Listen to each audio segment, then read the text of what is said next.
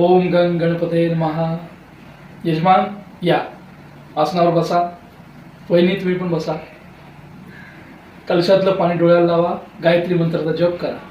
ओम भूर्भुवः स्वः तत्सवितुर्वरेण्यं भर्गो देवस्य धीमहि धियो यो न प्रचोदयात्. कलशातलं पाणी घ्या. फुलांना व्हा. नंतर फुलांमध्ये हळद कुंकू गंध लावून कलशाला आणि श्रीफळाला फुलं व्हा. आता आपण अथर्व शिष्याचं पठण करूया. ओम नमो गणपते. त्वमेव प्रत्यक्षं तत्त्वमसि त्वमेव केवलं कर्तासि त्वमेव सर्वं खल्विदं ब्रह्मासि त्वं साक्षादात्मसि नित्यं ऋतं वच्मि सत्यं वच्मि अवत्वं माम अवदातारम अवश्रोतारम अवानुचानम शिष्यम. नैवेद्य तयार झालाय का? नैवेद्य घेऊन या.